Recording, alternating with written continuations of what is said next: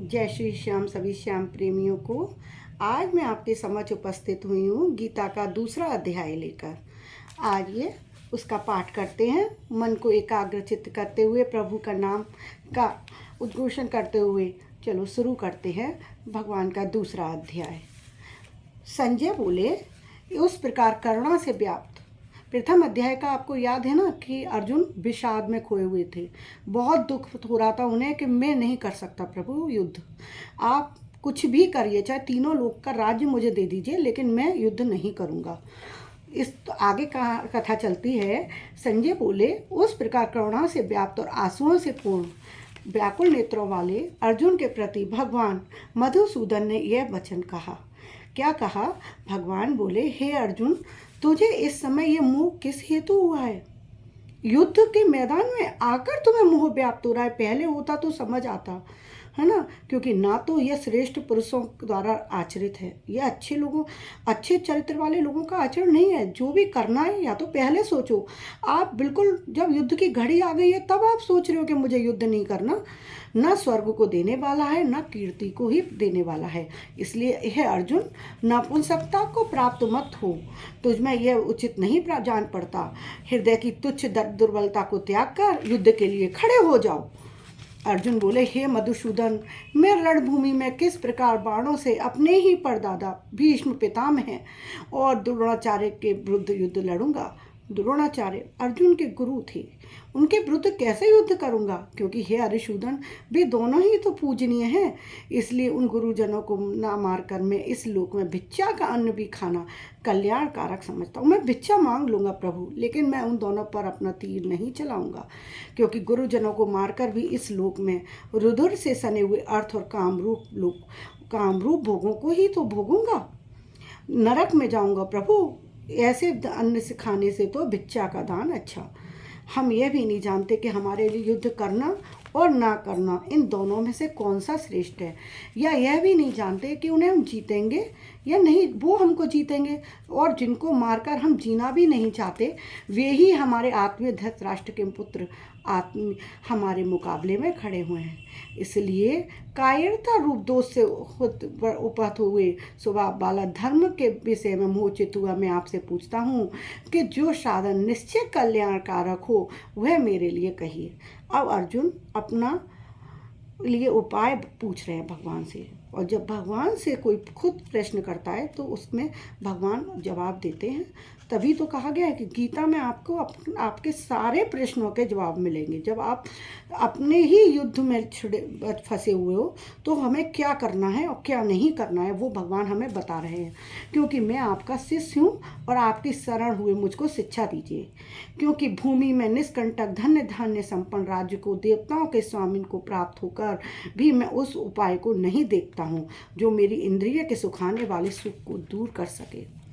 संजय बोले, हे राजन, निद्रा को जीतने वाले अर्जुन अंतर्यामी श्री कृष्ण भगवान के प्रति इस प्रकार कहकर श्री गोविंद भगवान से युद्ध नहीं करूँगा ये स्पष्ट कहकर चुप हो गए। मतलब अब भगवान के जवाब का इंतजार करने लगे कि वो क्या उत्तर देते हैं। हे भरतवंशी धृतराष्ट्र, अंतर्यामी श्री कृष्ण भगवान दोनों सेनाओं के बीच में शोक करते हुए उस अर्जुन को हंसते हुए से यह वचन बोले। भगवान हंसने लगे अर्जुन की बात सुनकर कि बताओ, युद्ध के मैदान में मुझे लाकर और खुद युद्ध से पीछे हट रहा है। भगवान बोले, हे अर्जुन, तू शोक करने योग्य मनुष्यों के लिए शोक करता है, तू ना शोक करने योग्य लोगों के लिए शोक कर रहा है और पंडितों के से ही ये वचन कहता है। परंतु जिनके प्राण चले गए हैं और उनके लिए, और जिनके प्राण नहीं गए हैं उनके लिए भी पंडित जन तो शोक नहीं करते। अर्थात ब्राह्मण पंडित जो होते हैं वो जो चला गया ना तो उसका शोक करते हैं, और जो ना जाने वाला है उसके लिए शोक करते हैं। क्योंकि उनको पता है आत्मा गई है तो वो परमात्मा में ही मिलेगी, और यदि उसका मोक्ष नहीं हुआ तो दूसरा शरीर धारण करके आएगी और दोबारा अपने कर्मों का पालन करेगी, सही कर्म करेगी तो दोबारा शरीर प्राप्त करेगी। तो इसीलिए ब्राह्मण तो ये सब नहीं सोचते, अच्छे पंडित ये नहीं सोचते तुम्हारे मन में ये प्रश्न कैसे आ रहा है। ना तो ऐसा ही है कि मैं किसी काल में नहीं था, तू नहीं था, मैं तो हर काल में था, या ये राजा लोग नहीं थे, और ना ऐसा ही है कि इससे हम आगे नहीं होंगे। जैसे जीवात्मा की इस देह में बालकपन और जवानी और वृद्धावस्था होती है, वैसे ही अन्य शरीर की प्राप्ति होती है। उस विषय में धीर पुरुष मोहित नहीं होता। हे कुंती पुत्र, भगवान बोलते हैं, हे कुंती पुत्र, सर्दी गर्मी और सुख दुख को देने वाले इंद्रिय और विषय के संयोग तो उत्पत्ति विनाशशील और अनित हैं। इसलिए भरत तू उनको सहन कर, क्योंकि हे पुरुषेष्ठ, सुख दुख को समान समझने वाले जिस धीर पुरुष को ये इंद्रिय और विषय के संयोग व्याकुल नहीं करते, वह मोक्ष के योग्य होता है।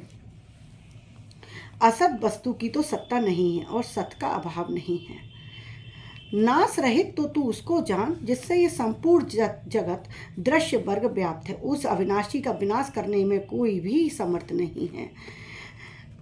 ये आत्मा किसी काल में ना तो जन्मता है और ना मरता ही है, तथा न यह उत्पन्न होकर फिर होने वाला ही है, क्योंकि ये अजन्मा, नित्य, सनातन और पुरातन है।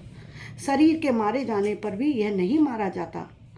हे प्रथापुत्र अर्जुन, जो पुरुष इस आत्मा को नाश रहित, नित्य, अजन्मा और अव्यय जानता है, वह पुरुष कैसे किसको मरवाता है और कैसे किसको मारता है। इस संदर्भ में मैं आपको अपना अनुभव बताती हूँ। अभी 2 महीने पहले 24 अप्रैल 2023 को मेरे बड़े बेटे का रोड एक्सीडेंट में देहावसान हुआ है, स्वर्ग लोक चला गया। मैं बहुत रोती रही, बहुत रोती रही। 1.5 महीने अपना शरीर बस यही शोक मनाती रही कि मेरा बेटा चला गया है, अब ज़िंदगी में कुछ नहीं बचा। सब लोगों ने मुझे कई रास्ते बताए, लेकिन कुछ मेरा अच्छा चाहने वाले थे, उन्होंने कहा कि तो आप गीता का पाठ शुरू करो, उससे आपको समझ आएगा कि आत्मा क्या है और क्या हुआ है। अब जब मैंने गीता पाठ शुरू किया तो उससे मुझे समझ आया कि जो गया था, जब तक यहाँ पृथ्वी पर था, मेरे बेटे के रूप में जन्म लिया, वो मेरा बेटा था। अब जब वो चला गया तो वो तो आत्मा है, वो तो कितने शरीर धारण कर चुकी, जाने के बाद उसका मेरे से क्या रिश्ता। वो तो रिश्ते सारे तोड़ के चला गया ना, प्रभु में लीन हो गया। वो तो बहुत पूजा पाठ वाला था, उसने तो तुरंत रिश्ता तोड़ दिया। और हम उसको याद करके अपना ये जीवन, क्योंकि हमारा जो कर्म बने हुए हैं हमें वो तो अपने करने हैं। जैसे एक नाटक में कलाकार को रोल दिया जाता है और जब उसका रोल ख़त्म हो जाता है, वो चला जाता है, उसके बाद आगे के जो कलाकार होते हैं वो अपना रोल करते रहते हैं। ये तो नहीं होता ना कि नाटक बंद हो गया या सीरियल बंद हो गया, वो तो चलता रहता है। ऐसे ही मेरा बेटा चला गया। गीता पाठ करने लगी तो ऐसा लगा जैसे मेरे अंतर मन से आवाज़ आ रही है कि मेरा बेटा ही मेरे को बोल रहा है कि हे माँ, तूने हरि सुमरन क्यों छोड़ दिया। क्योंकि मेरा भगवान से विश्वास ख़त्म हो गया था। मुझे भगवान से इतनी ग्लानि हो गई थी मन से, मैं भगवान का नाम लेने से कतराती थी कि मेरे मुंह से निकल ना जाए गुस्से से नाम। तो आप ये बताओ कि मेरे बेटे के अंदर से ही मुझे प्रेरणा मिली कि मुझे भगवान का नाम लेना है, भगवान का पाठ करना है। तो गीता में कितनी शक्ति है, आप ये सोचिए कि जो आप सोच सकते हैं कि 2 महीने पहले मैं किस दर्द से गुजरी हूँ, अभी तक गुजर रही हूँ। लेकिन और आपके समझिए, मैं कोई एंटरटेन के लिए वीडियो नहीं बना रही हूँ।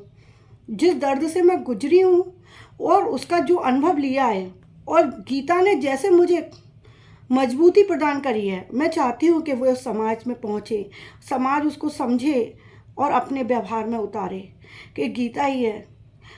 हे माँ, तूने हरि सुमरन क्यों बंद कर दिया।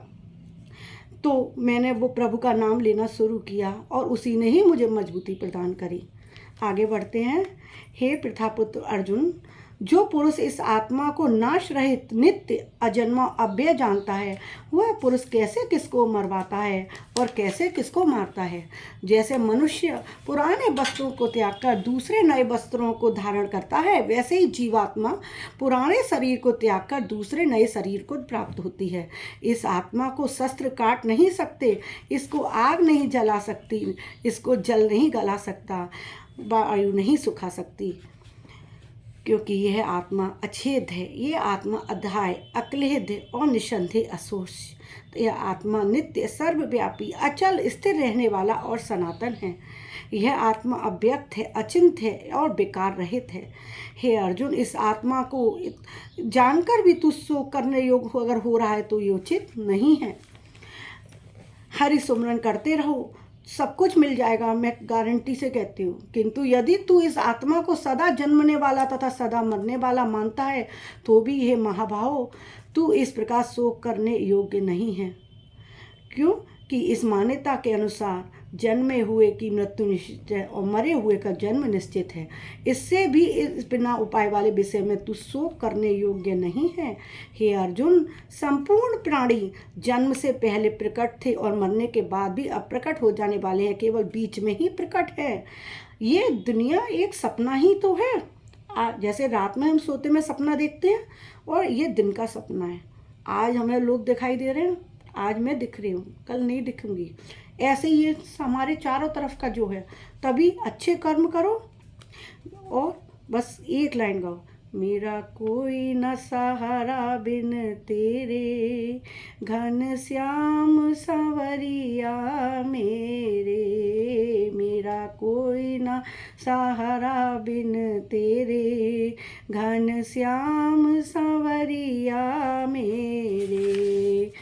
कोई एक महापुरुष ही इस आत्मा को आश्चर्य की भांति देखता है और वैसे ही दूसरा कोई महापुरुष ही इसके तत्व को आश्चर्य की भांति वर्णन करता है। हे अर्जुन, यह आत्मा सबके शरीर में सदा ही अवध्य है। इस कारण संपूर्ण प्राणियों के लिए तू शोक करने के योग्य नहीं है तथा अपने धर्म को देखकर भी तू भय योग करने योग्य नहीं है। हे पार्थ, अपने आप प्राप्त हुए और खुले हुए स्वर्ग के द्वार रूप इस प्रकार के युद्ध को भाग्यवान क्षत्रिय लोग ही प्राप्त करते हैं। किंतु यदि तू इस धर्म युद्ध को नहीं करेगा तो स्वधर्म और कीर्ति को खोकर पाप को प्राप्त होगा तथा सब लोग तेरी बहुत काल तक रहने वाली अपकीर्ति का भी कथन करेंगे। माननीय पुरुष के लिए अपकीर्ति मरण से भी बढ़कर है। जिनकी दृष्टि में तू पहले ही बहुत सम्मानित होकर अब लघुता को प्राप्त होगा, वे महानर्थी लोग तुझे भय के कारण युद्ध से हटा हुआ मानेंगे। तू या तो युद्ध में मारा जाकर स्वर्ग को प्राप्त होगा या संग्राम जीतकर पृथ्वी का राज्य भोगेगा। इसलिए हे अर्जुन, तू युद्ध कर, खड़ा हो, जय पराजय लाभ हानि सुख दुख को समान समझकर उसके बाद युद्ध के लिए तैयार हो जा। इस प्रकार युद्ध करने से तू पाप को प्राप्त नहीं होगा। यह बुद्धि के लिए ज्ञान योग में विषय की गई और अब तू इसको कर्म योग के विषय में सुन। जिस बुद्धि से युक्त हुआ तू कर्मों के बंधन को भली भांति त्याग देगा, अर्थात सर्वथा नष्ट कर डालेगा। इस कर्म योग में आरंभ का अर्थात बीज का नाश नहीं, उल्टा फलस्वरूप दोष भी नहीं है। हे अर्जुन, इस कर्म योग में निश्चयता का बुद्धि एक ही होती है, किंतु अस्थिर विचार वाले विवेकहीन सकाम मनुष्यों की बुद्धियां निश्चय ही बहुत वेद वाली अनंत होती हैं। कर्म फल के प्रशंसक वेद वाक्यों में ही प्रीत रखते हैं, जिनकी बुद्धि में स्वर्ग ही परम प्राप्य वस्तु है। हे अर्जुन, वेद उपयुक्त प्रकार से तीनों गुणों के कार्य रूप समस्त भोगों एवं उनके साधनों का प्रतिपादन करने वाले हैं। इसलिए तू उन भोगों एवं उनके साधनों में आसक्तिहीन, हर्ष सुखाद्वंद्वों से रहित नित्य वस्तु परमात्मा में स्थित योगक्षेम को न चाहने वाला और स्वाधीन अंतःकरण वाला हो। सब ओर से परिपूर्ण जलाशय के प्राप्त हो जाने पर छोटे जलाशय में मनुष्य का जितना प्रयोजन रहता है, ब्रह्म को तत्व से जानने वाले ब्राह्मण का समस्त वेदों में भी उतना प्रयोजन रह जाता है। तेरा कर्म करने में ही अधिकार है, उसके फलों में कभी नहीं, समझा। इसलिए तू कर्मों के फल का हेतु मत हो, तेरी कर्म न करने में भी आसक्ति ना हो। हे धनंजय, तू आसक्ति को त्याग कर तथा सिद्धि और असिद्धि में समान बुद्धि वाला होकर कार्य कर, क्योंकि समबुद्धि से युक्त ज्ञानी जन कर्मों में उत्पन्न होने वाले फल को त्याग कर जन्म रूप बंधन से मुक्त हो निर्विकार परम पद को प्राप्त हो जाते हैं। जिस काल में तेरी बुद्धि मोह रूप दलदल को भली भांति पार कर जाएगी, जब तेरा मोह परिवार संबंधियों से ऊपर हो जाएगा, जब तुझे ये समझ आने लगेगा ये संबंध जो हैं ये पृथ्वी लोक पर ही हैं, उसके बाद जब आत्मा चली गई, प्रभु में मिल गई, उसके बाद ये आपका संबंध कुछ नहीं है। फिर संबंध दूसरे शरीर से, दूसरा आत्मा से मिल जाता है। तो जब तू उन चीज़ों से ऊपर उठ जाएगा तभी तुझे ये सब समझ आएगा और तुझे वैराग्य प्राप्त हो जाएगा। भांति भांति के वचनों को सुनने से विचलित हुई तेरी बुद्धि जब परमात्मा में अचल और स्थिर ठहर जाएगी तब तू योग को प्राप्त हो जाएगा। अर्जुन बोले, हे केशव, समाधि में स्थित परमात्मा को प्राप्त हुए स्थिर बुद्धि पुरुष का क्या लक्षण है और वह स्थिर बुद्धि कैसे बोलता है, कैसे बैठता है और कैसे चलता है? हे भगवान, कृपया मुझे बताइए। भगवान बोले, हे अर्जुन, जिस काल में पुरुष मन में स्थित संपूर्ण कामनाओं को भली भांति त्याग देता हो, कामना मतलब इच्छाएं, अपने रहते हुए सब कार्य करते हुए लेकिन इच्छाएं त्याग दो, काम क्रोध लोभ जो इन पर कंट्रोल कर लेगा ना वो सबसे जीत जाएगा। तो तुम जिस काल में पुरुष मन में स्थित संपूर्ण कामनाओं को भली भांति त्याग देता है और आत्मा से आत्मा में ही संतुष्ट रहता है, उस काल में वह स्थिति प्रज्ञ कहा जाता है। दुखों की प्राप्ति होने पर जिसके मन में उद्वेग नहीं होता और सुख की प्राप्ति में भी जो सर्वथा एक सा ही रहता है, जिसके राग भय और क्रोध नष्ट हो गए, ऐसा मन स्थिर बुद्धि कहा जाता है। अब आगे बढ़ते हैं।